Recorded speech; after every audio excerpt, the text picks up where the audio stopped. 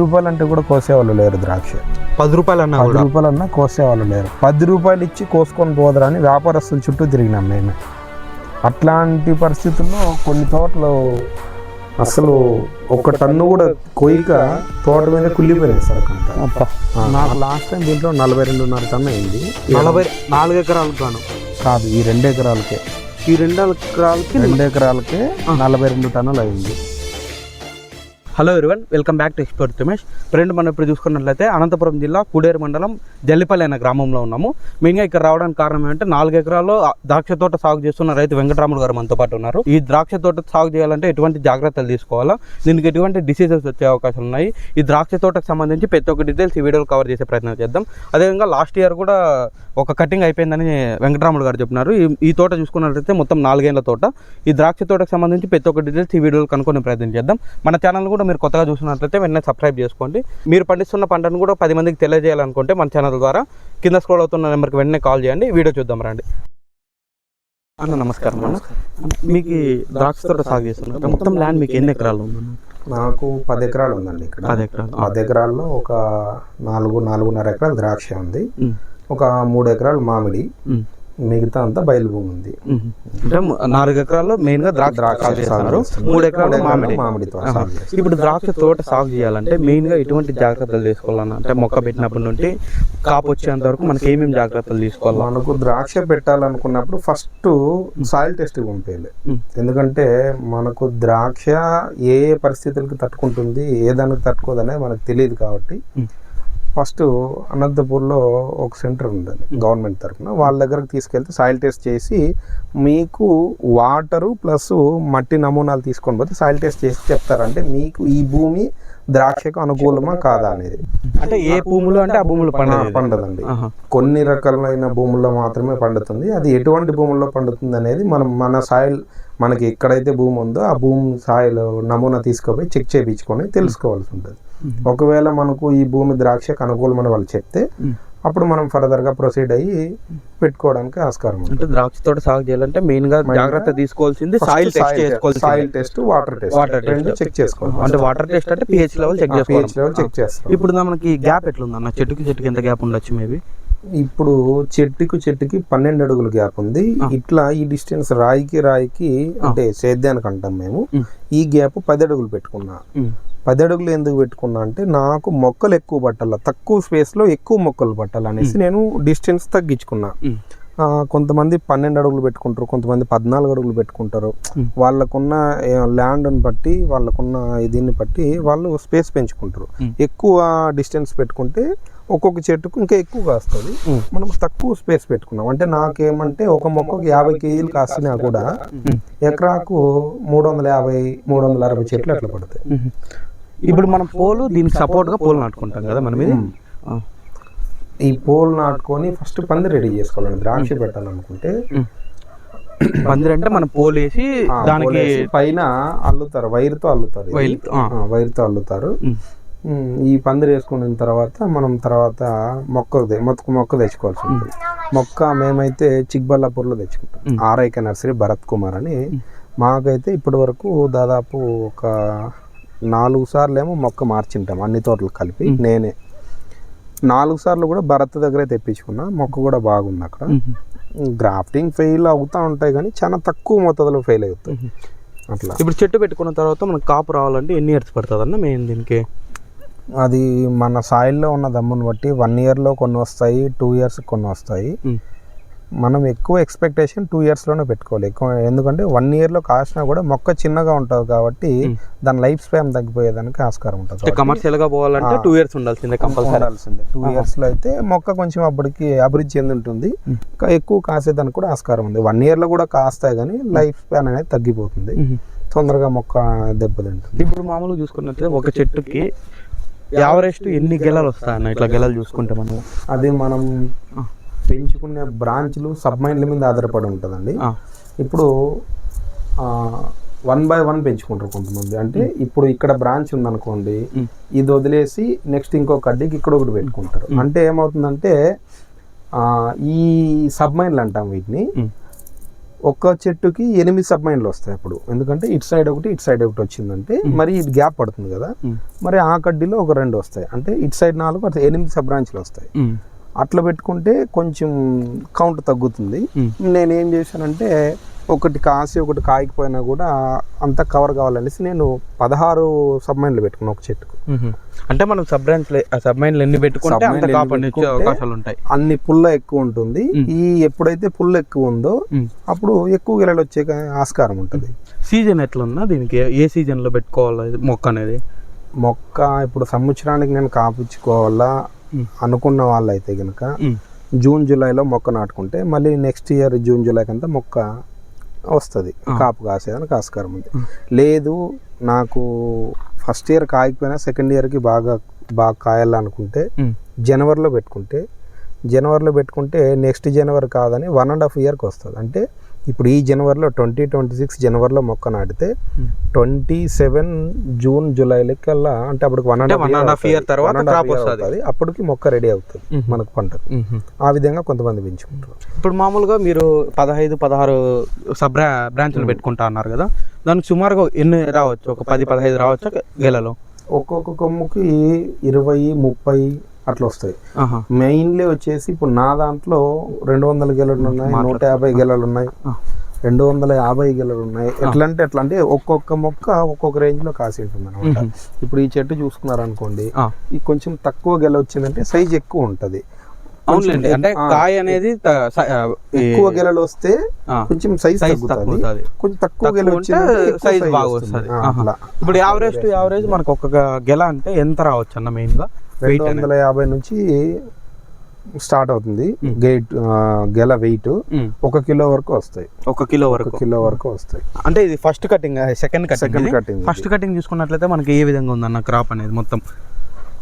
అంటే అది గెల సైజు కూడా మనము మేలో కటింగ్ పెట్టుకున్నామంటే పంటకి కొంచెం చిన్న సైజు గెలలు వస్తాయి. జూన్లో పంటకు పెట్టుకున్నామంటే ఆటోమేటిక్గా ప్రూనింగ్ టైం ఎక్కువ ఉంటుంది కాబట్టి బ్యాక్ ప్రూనింగ్ నుంచి ఈ ప్రూనింగ్కి 170 to 180 డేస్ అవుతుంది. అప్పుడు ఆటోమేటిక్గా గెల సైజ్ అనేది పెరుగుతుంది అనమాట. కాబట్టి మా సజెషన్ ఏమంటే పర్సనల్గా మేము చెప్పడము 170 డేస్ దాటిన తర్వాతనే పంటకు పెట్టుకోవడం వల్ల కొంచెం గెల సైజు ఇంప్రూవ్ అవుతుంది, కాసేది కూడా ఎక్కువ కాస్తుంది. చిన్న గెలలు రావు. మినిమంలో 1/4 కిలో పైన ఉంటాయి కానీ తక్కువ రావు గెలలు.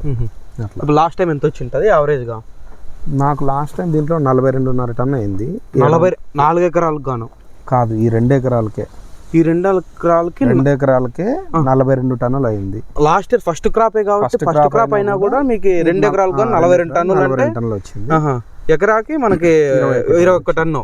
కానీ ఇంత ఎక్కువ రావడం కంటే ఒక 15 నుంచి 16 టన్నులు వచ్చిందంటే గెల సైజుల పరంగా కానీ క్వాలిటీ కానీ అన్ని రకాలు కానీ బాగుంటుంది. వ్యాపారస్తులు కోసే వాళ్ళు కూడా అదే ఎక్కువ ప్రిఫర్ చేస్తారు. అలా మీరు ఇందాక చెప్పినట్లు ఎట్లా అంటే లాస్ట్ టైం క్రాప్ కటింగ్కి మీది ఒక్కొక్క గెల దగ్గర కేజీ వరకు వచ్చింది. కేజీ వరకు వచ్చింది. మినిమం స్టార్ట్ కావడమే 200-250 గ్రాముల నుంచి స్టార్ట్ అయ్యి 950 గ్రాములు 1 కిలో వరకు కూడా వచ్చినాయి దీంట్లో. ఇప్పుడు దీంట్లో పెట్టుబడి ఎట్లుంటుంది అన్న మనకి? ఇది ఇన్వెస్ట్మెంట్ ఫస్ట్ నుంచి మనం ఎప్పుడైతే పందిరేళ్ళని ఒక డెసిషన్ తీసుకొని మనం సాయిల్ టెస్ట్కి పంపిస్తామో అప్పటి నుంచి మనకి ఫస్ట్ పంట వచ్చే వరకు కూడా 1 ఎకరాకి ఇంతకుముందు 5 లక్షలు అయ్యేది. కానీ ఇప్పుడు లేబర్ ఛార్జీలని లేకపోతే ఎకరాకి 5 లక్షలు అంటే మనకు సంవత్సరానికి పంట స్టార్ట్ అయ్యే వరకే. అంటే ఇయర్లీ అని అనుకోండి, ప్రాణం అనుకోండి. మనం మొక్క పెట్టినాల నుంచి మనకి ఫస్ట్ పంట వచ్చే వరకు ఇప్పుడైతే 1 ఎకరాకి 6 నుంచి 7 లక్షల వరకు ఖర్చు వస్తుంది. అంటే అప్పుడు 5 లక్షలు వచ్చేది, ఇప్పుడు 7 లక్షలు 6 లక్షలు అయితే 7 లక్షలు కంపల్సరీ వస్తుంది. ఎందుకంటే ఇప్పుడు ఈ రాయి కాస్ట్ కూడా పెరిగిందండి. ఇంతకు ముందు 600కి 2 రాళ్ళ జత వచ్చేవి, ఇప్పుడు 950-1000 రూపాయలు చెప్తున్నారు జత. ఇప్పుడు ఎకరా ఎవరైనా పెట్టుకోవాలనుకుంటే దగ్గర 5 నుంచి 7 లక్షల వరకు పెట్టుబడి కంపల్సరీ అవుతుంది. మైన్లీ దీంట్లో ప్రాబ్లం ఏమంటే లేబర్ సమస్య. విపరీతమైన లేబర్ కావాలా. మొక్క పెట్టినాల నుంచి మొక్క పీకేసేంత వరకు ఈ 10 ఏళ్ళ టైంలో కూడా ఎప్పుడూ లేబర్తో పని ఉండనే ఉంటుంది. మీకు చినా చెట్లు కానీ పోమోగ్రానేట్ కానీ ఇవేమైనా తీసుకుంటే 6 monthsకి ఒకసారి సీజన్లీ వర్క్ అంతే ఉంటుంది అట్లా. కానీ ఇది అట్లా కాదు, మొక్క పెట్టినాల నుంచి మొక్క చనిపోయేంత వరకు కూడా లేబర్తో పని ఉంటుంది. కాబట్టి అంటే లేబర్ వర్క్ అంటే ఏమేమి ఉంటుంది అన్న దీంట్లో? ఇప్పుడు మనం మొక్క పెట్టినప్పుడు తీగలు వేస్తుంది పైకి, చిగురు వచ్చి తీగ వస్తుంది. ఆ తీగని ఇట్లా కట్టి ఉంటుంది, ఈ కట్టి. ఇప్పుడు ఈ కట్లన్నీ కూడా మేము ఆ తీగ పెట్టినప్పుడు నాటిన కట్లే. అంటే సపోర్టింగ్కి బాగా పైకి రావాలా పైకి మనం ఇవి ఏదన్నా కానీ ఒక తీగ జాతి మొక్క పైకి ఎక్కాల పందిరి కంటే సపోర్ట్ అనేది కంపల్సరీ కావాలి. అట్లా మనం ఇచ్చేదానికి సపోర్ట్ ఈ కట్లో. ఇక్కడ ఆ తీగని కట్టే దగ్గర నుంచి స్టార్ట్ అయితే ద్రాక్ష వచ్చి గెల కట్టింగ్ అయ్యేంత వరకు ప్రతి దానికి లేబర్ కావాల్సింది. అంటే ఒకవేళ ఇప్పుడు మనకి గెల కిందికి రావాలంటే మామూలు మొక్క అనేది పైకి వెళ్ళిపోతుంది, ఇక్కడ వరకు మొక్క వస్తుంది. ఇక్కడికి వచ్చిన తర్వాత ఎట్లా పోతున్నది, ఇప్పుడు ఇక్కడ చూడండి, ఇక్కడికి వచ్చిన తర్వాత ఇటు సైడ్ ఒక బ్రాంచ్ వచ్చింది, ఇటు సైడ్ ఒక బ్రాంచ్ వచ్చింది. ఇది ఎట్లా వచ్చింది, ఈ మైన్ కట్ చేస్తే ఇది స్టెమ్ లో నుంచి 2 వస్తాయి బ్రాంచ్, దాన్ని ఇటు సైడ్ కట్టుకోవాలి, దాన్ని అటు సైడ్. మనం ప్రూమింగ్ చేసిన తర్వాత కూడా ఇప్పుడు మనకి ఒకవేళ ఈ కట్టి చేసినాం అనుకో ప్రూమింగ్, ఈ చిగురు వచ్చేది పైకి వెళ్ళిపోతుంది, పైకి వెళ్ళిపోతుంది. ఆ పైకి వెళ్ళిన దాన్ని కిందకి తెచ్చి ఇట్లా కడ్డీకి కడితేనే మనకి గెల ఈ షేప్ లో కిందకి వస్తుంది, కిందికి రావాలి. లేకపోతే ఏమైతుందంటే ఈ గెల ఇట్లా పైన నిలబడిపోద్ది. దానికి మిల్లీ బాగ్ వచ్చే ఛాన్సెస్ కానీ డౌన్ వచ్చే ఇట్లా ఉంది అనుకోండి, అది ఒక షేప్ అంటూ రాదనమాట ఆ గెలకి. అప్పుడు ఏమైతుందంటే ఈ కొమ్మ మీద కానీ కడ్డీల మీద కానీ ఉంటే ఈ ఆకురాపుడు ఏం జరుగుతుంది, ఈ గాలికి ఇట్లా అల్లాడి కాయ మీద మరక పడుతుంది. ప్లస్ మందులు కూడా సరిగా పడవు దానికి, మనం స్ప్రే చేసిన మందులు. అప్పుడు ఆటోమేటిక్గా గారపడ్డము, దాని మీద మరక పడ్డము, తర్వాత మిల్లీ బాగ్ అని డిసీజ్ రావడము, తర్వాత డౌనీ అని అన్ని విపరీతమైన రోగాలు కూడా అటాక్ అవుతాయి. అంటే ఇప్పుడు మీరు పెట్టుకున్న అంటే ఫస్ట్ ఎవరైనా స్టార్ట్ చేయాలంటే 5 లక్షల నుంచి 7 లక్షల వరకు క్రాప్ మనీ పెట్టుకుంటే ఇన్వెస్ట్మెంట్ చేసుకోవాలా అని చెప్తున్నారు. ఒకవేళ ఫస్ట్ కటింగ్ అయిపోయింది, మనకు ఒక 5 లక్షల 5 నుంచి 7 లక్షల వరకు మనం పెట్టుబడి పెట్టింటాం, ఫస్ట్ కటింగ్ అయిపోయి ఉంటుంది. దాని తర్వాత నెక్స్ట్ ఇయర్ ఉంటుంది. ఆ నెక్స్ట్ ఇయర్ మనకి మెయింటెనెన్స్ ఏమేమి ఉంటుంది అన్న? మళ్ళీ మెయింటెనెన్స్ అంటే మళ్ళీ బ్యాక్ ప్రూనింగ్ చేసుకోవాల్సి ఉంటుంది. ఆ తర్వాత పంట అయిపోయింది కదని మందులు కొట్టుకోకుండా ఉంటేనేమో మొక్కకు డౌనీ కానీ లేకపోతే బూడిది కానీ పడి మొక్క చనిపోతుంది. కాబట్టి పంట ఉన్నా అవును డౌనీ మిల్డో కానీ అంటారు, డౌనీ అంటారు దాన్ని, లేకపోతే బూడిద రోగం, బూడిద అంటే పౌడర్ మిల్డో అంటారు దాన్ని. అది కానీ పడి ఈ పడ్డం వల్ల ఏమంటే మొక్కలే ఎండిపోతాయి, లేదంటే కొమ్మలే ఎండిపోతాయి. ఇవి పడకూడదంటే పంట ఉన్నా పంట లేకపోయినా కూడా కంపల్సరీ స్ప్రేయింగ్ అయితే చేస్తూనే ఉండాలి వాటికి సంబంధించి. అంటే ఇప్పుడు మార్కెట్ లో ఎట్లా అంటే పోమోగ్రనేట్ కి ఎక్కువ మందులు కొడతామని అంటారు చాలా మంది. పోమోగ్రనేట్ కంటే కూడా దీనికి ఇది కూడా దానికి ఏం తీసిపోదండి, దానికంటే ఇంకా ఎక్కువ కొట్టాల్సే ఉంటుంది మందులు. ఇది అంటే ఇది ఓన్లీ క్రాప్ ఉన్నప్పుడు ఎక్కువ కొట్టుకోవాల్సి ఉంటుంది, క్రాప్ లేనప్పుడు ఒక వీక్లీ వన్స్ అట్లా కొట్టినా సరిపోద్ది. మెయిన్ గా ఈ ద్రాక్ష చూసుకున్నట్లయితే వెరైటీ ఏమన్నారు అనేది దిల్కుష్ వెరైటీ కదా. ఇప్పుడు కోతులు గానీ గువ్వలు గానీ లేదంటే పక్షులు గానీ వచ్చి తినే అవకాశం ఉంటుంది, దానికి ఎట్లా మీరు చేస్తారు? అది మాకైతే కోతుల దాడి ఇక్కడ లేదండి, మాకు గువ్వల దాడి ఉంది. అందుకోసం అనేసి మేము పైన నెట్ అనేది వేయించినాము, వల. దానివల్ల కొంచెం వరకు తగ్గింది గువ్వల దాడి. ఇంకా చిన్న గువ్వ వస్తూనే ఉంటుంది, మనం ఎంత కంట్రోల్ చేసినా కూడా మొత్తం కంట్రోల్ అయితే చేయలేము కాబట్టి వచ్చేటివి చిన్న గువ్వ వస్తూనే ఉంటాయి. అయితే అసలు నెట్టే లేకపోవడంతో పోల్చుకుంటే నెట్ దాదాపు తగ్గిపోద్ది, 60 to 70% కంట్రోల్ అయిపోద్ది. ఇంకా ఎక్కడో ఒక చిన్న గువ్వ వచ్చిందని ఇంకా మనం ఏం చేయలేము దాన్ని. ఓకే, అంటే ఇప్పుడు కటింగ్ అయిన తర్వాత సెకండ్ క్రాప్ పెడతారు కదా, సెకండ్ క్రాప్ అప్పుడు మనకి ఇన్వెస్ట్మెంట్ ఎంత పెట్టుకోవాల్సి వస్తుంది అన్నది? ఇన్వెస్ట్మెంట్ కటింగ్ కంటే కూడా కింద వేస్తే మనం ఎరువులకి ఎక్కువ వస్తుందండి. ఇంతకుముందు 10,000, 8,000, 9,000 దొరికేది ట్రిప్ ఎరువు. ఇప్పుడు ఎరువు అంటే ఏమి ఎరువు వేస్తారు? పేడెరువు అంటే దాన్ని ఒక్కొక్క రకంగా, కొంతమంది పేడెరువు వాడతారు, కొంతమంది గొర్రెల ఎరువు వాడతారు. మేమైతే మొత్తం పేడెరువు వాడతాము, ఎరువు వాడతాము. తర్వాత ఇంకా NPK కూడా తీసుకోవాల్సి ఉంటుంది, కాంప్లెక్స్ ఎరువులు వేయాల్సి ఉంటుంది. దాంతోపాటు న్యూట్రిషన్ వేయాల్సి ఉంటుంది, F20 అని కానీ ఇంకోటి అవన్నీ ఇచ్చిన తర్వాత ఇంకా వాటర్ స్టార్ట్ చేస్తాము. మళ్ళీ ఆడ నుంచి మామూలు చిగురు వచ్చినప్పటి నుంచి మళ్ళీ కంటిన్యూ అవుతుంది మందులు కొట్టడం. అట్లా యావరేజ్గా ఎంత పెట్టుబడి పెట్టచ్చు అన్న మనకి? మరి ఫస్ట్ 6 నుంచి 7 వస్తున్నాం కదా, ఇంకా తర్వాత పంట వచ్చింది, వాటికి ఆ ఇయర్ కంప్లీట్ అయింది, పంట అయిపోయింది. మరి ఇప్పుడు ఈ ఇయర్ నుంచి నెక్స్ట్ మళ్ళీ స్టార్ట్ అవుతుంది కొత్త పెట్టుబడి. అప్పుడు ఎకరాకు ఒక 3 దాకా. ఇప్పుడు ఒకవేళ ఈ ఇయర్ మన క్రాప్ ఎంత వచ్చింటుంది అన్న నీ అందాజ పైన? మా అందాజ వచ్చేసి లాస్ట్ ఇయర్ 42 టన్నులు వచ్చింది జోనర్. ఇప్పుడు ఈ ఇయర్ సెకండ్ కటింగ్ ఎంత రావచ్చు అన్న? ఇది సెకండ్ క్రాప్, నాకు తెలిసి ఒక 45 దాకా కావచ్చు అనుకున్నాను. మార్కెట్ ప్రైస్ ఎట్లా ఉందన్న? మార్కెట్ ప్రైస్ వచ్చేసి ఈ రోజు రేటు 93 రూపాయలు నడుస్తుంది. 93 రూపాయలు. ఇప్పుడు ఒకవేళ ఈ పెట్టుబడి పెట్టుకున్న రైతు ఇంత పంట పండిస్తూ ఉంటాడు కదా, మార్కెట్లో ఈ ప్రైస్ ఉంటే రైతుకి లాభం ఉంటుంది అనే ప్రైస్ ఎట్లా, ఏ ప్రైస్ ఉంటే మేలన్న?